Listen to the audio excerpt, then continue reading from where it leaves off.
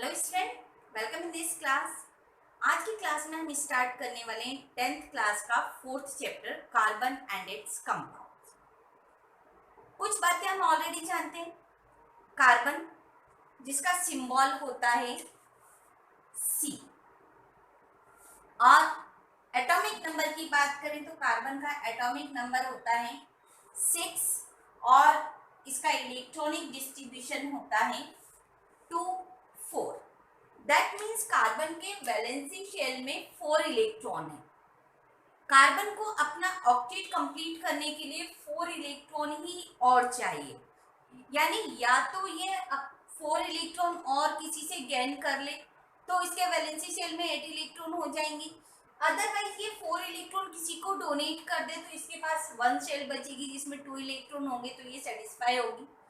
Otherwise ये 4 electron किसी के साथ शेयर कर ले और 4 इलेक्ट्रॉन और की शेयरिंग के साथ इसके साथ 8 इलेक्ट्रॉन हो जाएंगे।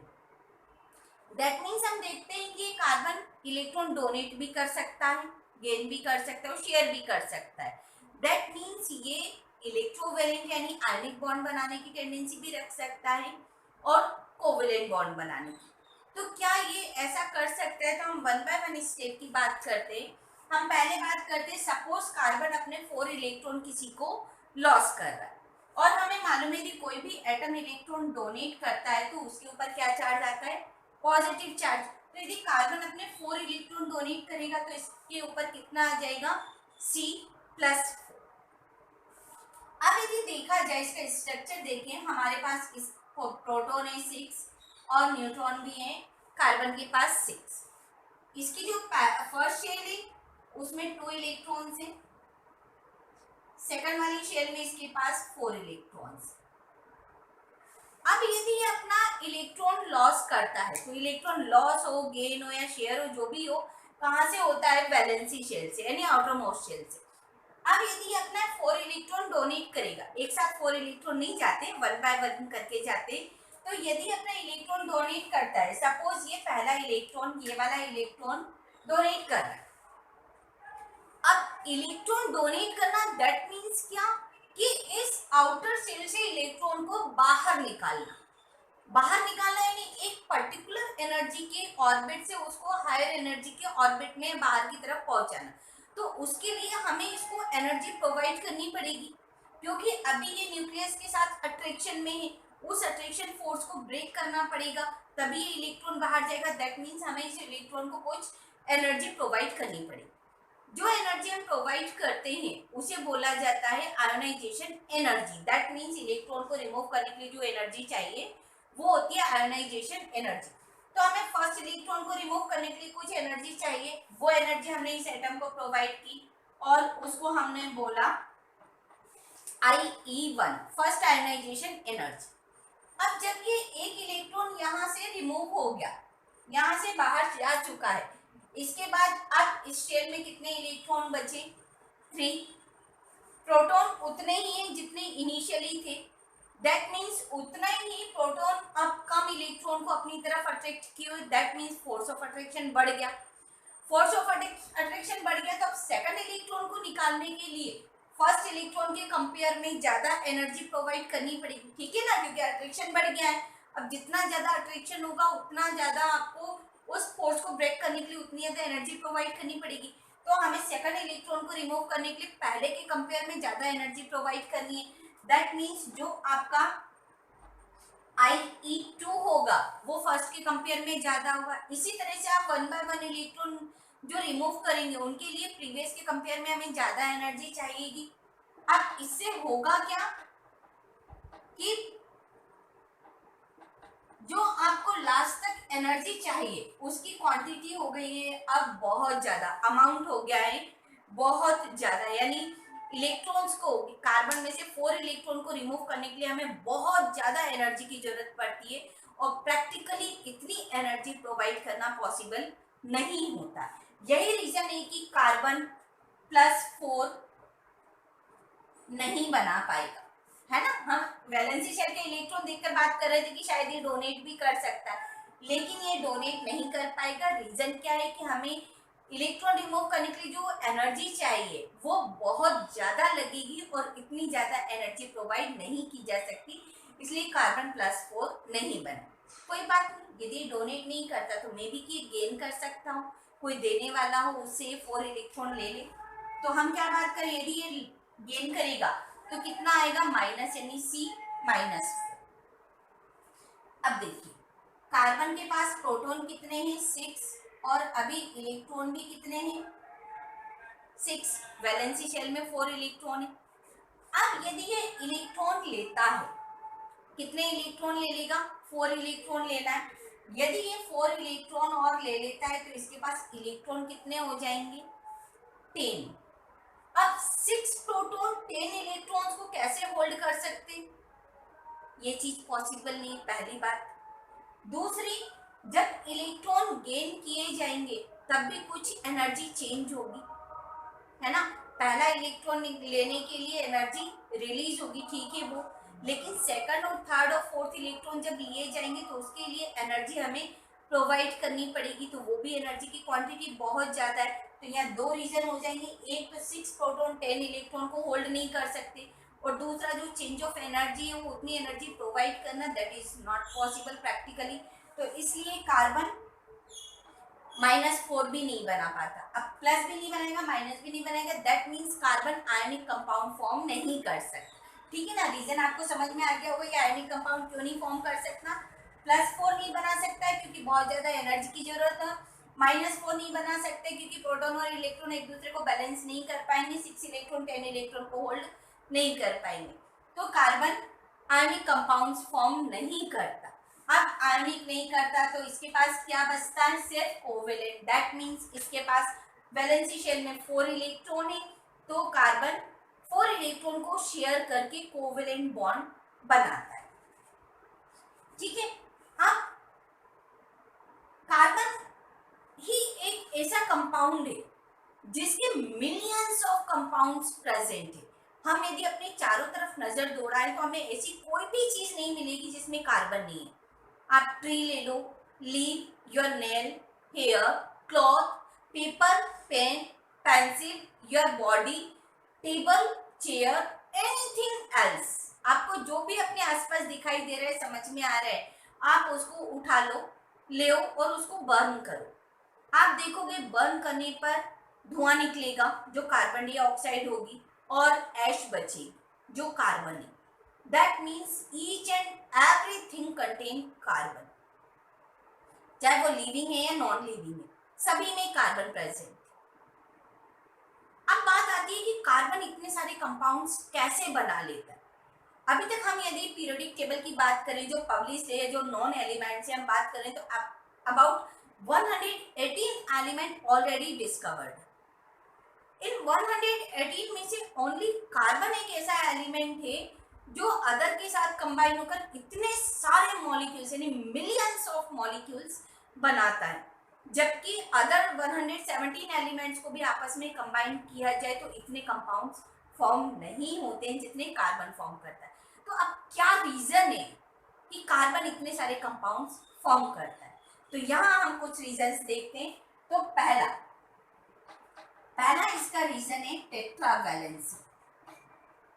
टेट्रा मीन्स होता है 4, वैलेंसी का मीनिंग हमको मालूम ही है। तो कार्बन के वैलेंसी शेल में कितने, 4 इलेक्ट्रॉन, दैट मीन्स इसकी वैलेंसी कितनी है, 4। ये टेट्रा वैलेंसी। टेट्रा वैलेंसी को हम कार्बन को इस तरह से भी रिप्रेजेंट कर सकते हैं, यानी कार्बन की 4 वैलेंसीज है, ये ऑल 4 साइड से 4 सेम और डिफरेंट एटम के साथ कंबाइन हो सकता है।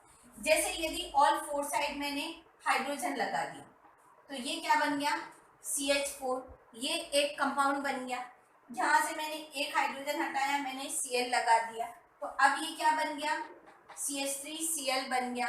यदि एक और हटा दिया, मैंने यहाँ F लगा दिया, तो ये क्या बन गया, CH2FCl बन गया। इस तरह से और इन एलिमेंट्स को भी आप हटा के कुछ और लगा सकते हो। दैट मीन्स एक ही कार्बन कितने सारे कंपाउंड फॉर्म कर सकता है। क्यों, क्योंकि उसकी 4 वैलेंसी, 4 मैक्सिमम वैलेंसी होती है ना।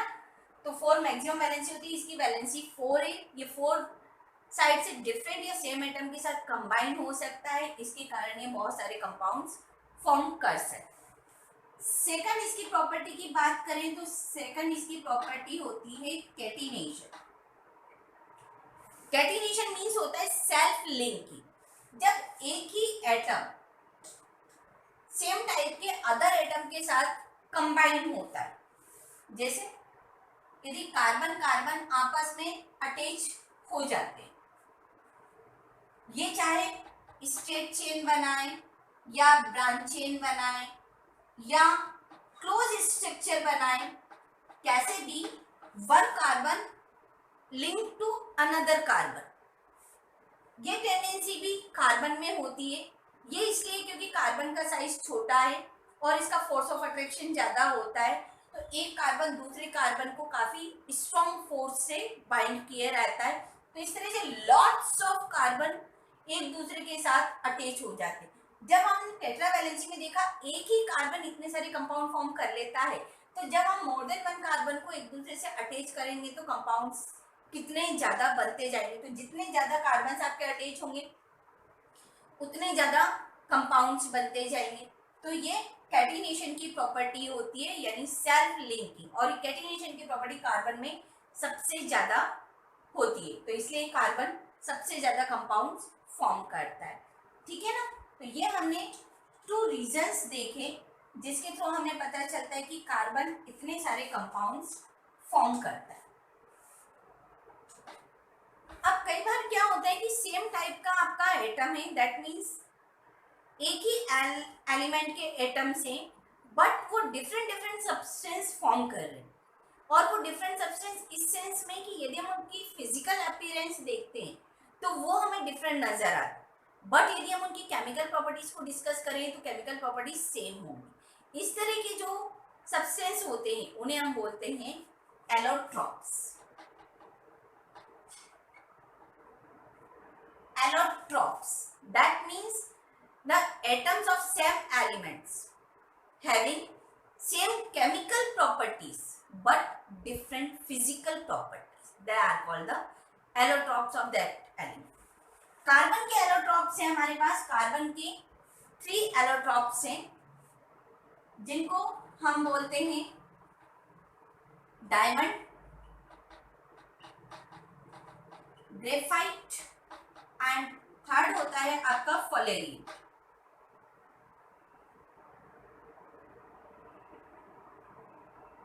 डायमंड, ग्रेफाइट एंड फलेरियम तीनों ही कार्बन से मिले हुए बने हुए, तीनों में सिर्फ और सिर्फ कार्बन ही है, कार्बन के अलावा कोई भी अदर एलिमेंट नहीं है।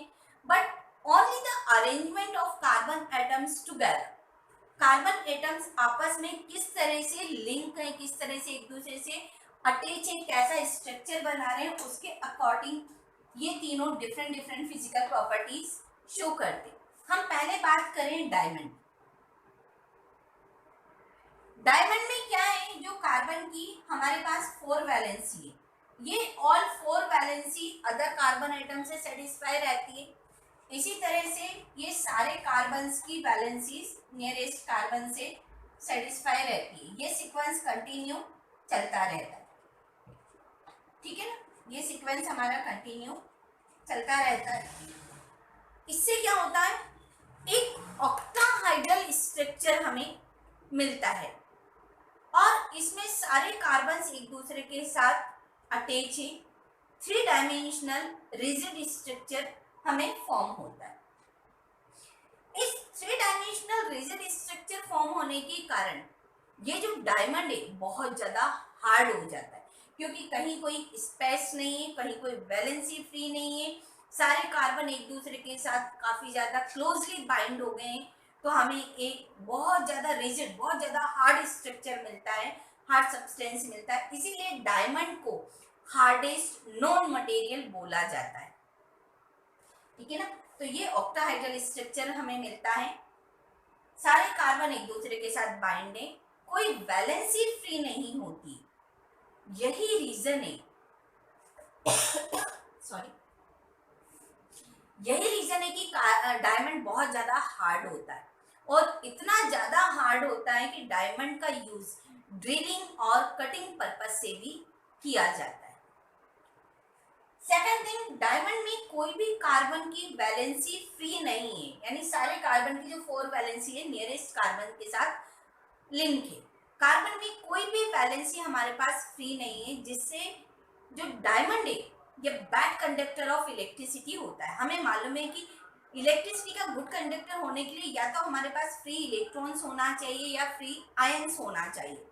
तो यहाँ कोई आयंस तो है ही नहीं, क्योंकि आयनिक कंपाउंड तो है ही नहीं, तो आयंस तो मिलेंगे ही नहीं। हमारे पास आयंस भी नहीं है और कोई फ्री इलेक्ट्रॉन भी नहीं है। इसके कारण diamond bad conductor of electricity हो जाता है। इसका मेल्टिंग पॉइंट भी बहुत ज्यादा होता है। डायमंड का melting point about 3500 degree Celsius होता है। डायमंड बहुत ज्यादा शाइनिंग अपीयरेंस रखता है, इसीलिए इसका यूज हम ज्वेलरी मेकिंग वगैरह में भी करते हैं। तो ये हमने बात करी डायमंड की। आइए अब हम सेकंड एलोट्रॉप की बात करते हैं। कार्बन का सेकंड एलोट्रॉप है ग्रेफाइट। क्या आप लोगों ने ग्रेफाइट देखा है? हम में से सभी ने देखा है, और दिन भर में जाने कितनी बार हम उसका यूज भी करते। देखा है ना? नहीं देखा? देखिए, हम पेंसिल यूज करते हैं। पेंसिल की जो अंदर लीड डली हुई है वो ग्रेफाइट की बनी हुई है, यूज करते हैं ना, सबने देखा है ग्रेफाइट। ग्रेफाइट भी कार्बन का ही बना हुआ है। डायमंड भी कार्बन का ही बना हुआ है, सिर्फ फिजिकली डिफरेंस है। फिजिकली दोनों का अपीयरेंस अलग है, इसीलिए हम इनको एलोट्रॉप्स बोल रहे हैं कि सेम एटम से बने हुए सब्सटेंस जिनका फिजिकली अपीयरेंस डिफरेंट हो बट केमिकली सेम हो, उन्हें हम एलोट्रॉप्स बोलते हैं। तो ग्रेफाइट की बात करें तो ग्रेफाइट में क्या होता है, जो कार्बन की 4 वैलेंसी है उनमें से 3 वैलेंसी नियरेस्ट कार्बन से सेटिस्फाई होती है और 1 वैलेंसी फ्री रहती है। इसी तरह से बहुत सारे कार्बन, हमें नहीं मालूम कितने कार्बन, बहुत सारे कार्बन एक दूसरे के साथ अटैच होते हैं और ये एक हेक्सागोनल शीट स्ट्रक्चर फॉर्म करते, 2 dimensional hexagonal sheet structure form करते। शीट स्ट्रक्चर दैट मीन्स क्या, जिसको हम लेयर स्ट्रक्चर भी बोल सकते हैं। एक के ऊपर एक लेयर्स फॉर्म रहती हैं, है ना, बहुत सारी लेयर एक के ऊपर एक बनी हुई होती हैं। जैसे ये सारे हमारे क्या पॉइंट्स है, यहाँ कार्बन है आपका, है ना। अब इसी तरह से यदि एक और लेयर यहाँ पर फॉर्म हो गई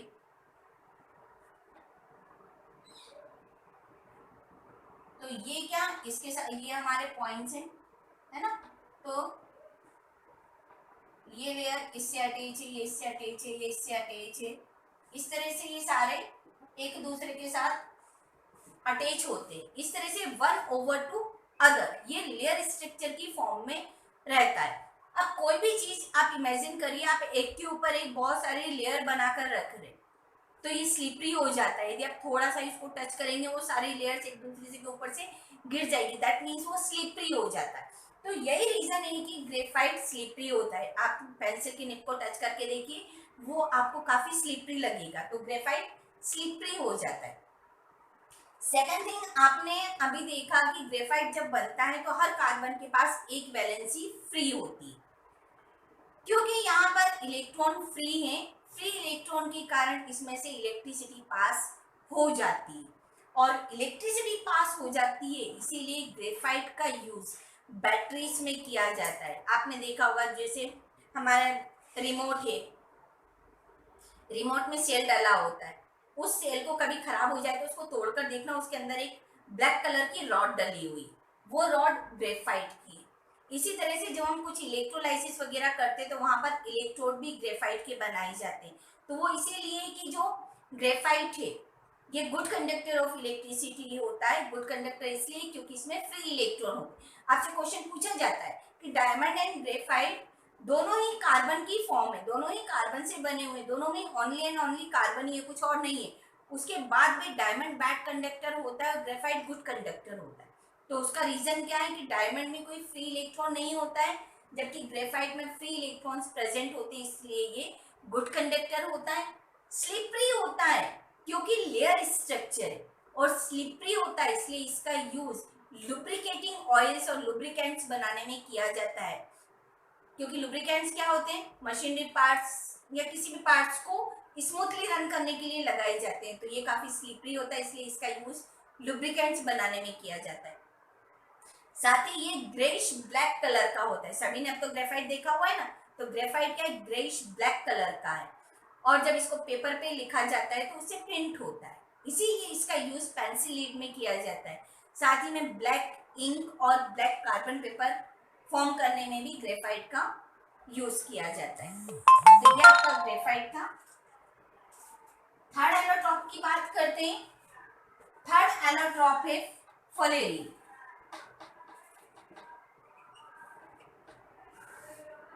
फलेरीन कुछ सालों पहले ही डिस्कवर हुआ है। फलेरीन की डिस्कवरी अप्रोक्सीमेटली 1895 के आसपास की है। फलेरीन में कार्बन 60 से स्टार्ट होते हैं, इसको C60, C70 up to C350 तक के फलेरीन्स मालूम है। ये जो C के साथ हम नंबर लिख रहे हैं, ये डिनोट करता है कि कितने कार्बन्स अटैच किए गए। डायमंड और ग्रेफाइट में हमें नहीं मालूम कि कितने कार्बन्स एक दूसरे के साथ ज्वाइन किए गए, बट फलेरीन में हमें मालूम है कि कितने कार्बन्स एक दूसरे से attach.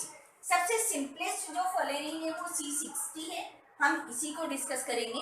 C60 that means 60 carbons एक दूसरे के साथ अटैच। ये एक बड़ी फुटबॉल की तरह नजर आता है, इसलिए इसको बकी बॉल भी कहा जाता है। साथ में जो फलेरीन का स्ट्रक्चर है, ये अमेरिका में एक डोम है जिसे बनाया था बकमिंस्टर फुलर ने, और उस डोम का शेप फलेरीन की शेप से काफी मिलता जुलता है, या हम ये कह दें कि फलेरीन का शेप उस डोम से काफी मिलता है, क्योंकि डोम तो काफी पहले का बना हुआ है। तो जो फलेरीन का शेप है ये डोम के शेप से काफी कुछ मिलता हुआ है, तो उन्हीं आर्किटेक्चर के नाम पर इसको बोला जाता है बकमिंस्टर फलेरीन। बकमिंस्टर फुलर उन आर्किटेक्चर का नाम था, तो उन्हीं के नाम पर इसको बोला जाता है बकमिंस्टर फलेरीन। और ये फुटबॉल की तरह नजर आता है, इसलिए इसको बकी बॉल भी कहा जाता है। जो C60 है, C60 में 20 हेक्सागोनल रिंग्स है एंड 12 पेंटागोनल रिंग्स है। 20 हेक्सागोनल एंड 12 पेंटागोनल रिंग्स के कॉम्बिनेशन से ये 60 कार्बन्स एक दूसरे के साथ अटैच होते। साथ में जो पेंटागोनल रिंग है, पेंटागोनल रिंग की ऑल 5 साइड्स हेक्सागोनल रिंग बनाती। कैसे, आप देखिए, ये हमारे पास एक पेंटागोनल रिंग है, पेंटागोनल रिंग की ऑल साइड्स हेक्सागोनल बनाती। ये आप देख रहे हैं, ऑल साइड्स ने हेक्सागोन बनाया हुआ है, बट जो हेक्सागोनल की साइड्स होती हैं ये पेंटागोनल भी बना सकती हैं और हेक्सागोनल भी बना सकती हैं। जैसे आप देखें, यहां से देखें तो ये पेंटागोन बना लिया, और यहां से यदि आप बनाना चाहें तो हेक्सागोन भी बना सकते हैं। तो इस तरह से ये पेंटागन और हेक्सागोन के कॉम्बिनेशन से, यानी पेंटागोनल और हेक्सागोनल रिंग्स के कॉम्बिनेशन से हमारे पास एक बड़ी सी फुटबॉल लाइक स्ट्रक्चर बनता है, जिसे बोला जाता है फलेरीन। जिस तरह से डायमंड काफी हार्ड होता है, ग्रेफाइट बहुत ज्यादा सॉफ्ट होता है, लेकिन जो फलेरीन है it is neither very hard nor very soft, ठीक है, बीच में रहता है। इसकी प्रॉपर्टीज के बारे में अभी और रिसर्च चल रहे हैं, बट ये कुछ एटम्स और मॉलिक्यूल्स के साथ काफी अच्छी तरह से लिंक होने की टेंडेंसी रखता है, इसलिए इसका यूज मेडिकल साइंस में भी किया जा रहा है। कुछ कैंसर डिटेक्शन और कैंसर मेडिसिन के लिए भी फलेरीन का यूज किया जा रहा है। तो आज की क्लास में हमने कार्बन का इंट्रोडक्शन देखा और उसके एलोट्रॉप्स को डिस्कस किया। अगले लेक्चर में हम हाइड्रोकार्बन्स और उनकी प्रॉपर्टीज को डिस्कस करेंगे। आई होप आपको क्लास अच्छी लगी होगी, लेक्चर समझ में आया होगा। यदि थोड़ा सा भी अच्छा लगा तो प्लीज़ लाइक, कमेंट और सब्सक्राइब करिए। Thank you for watching.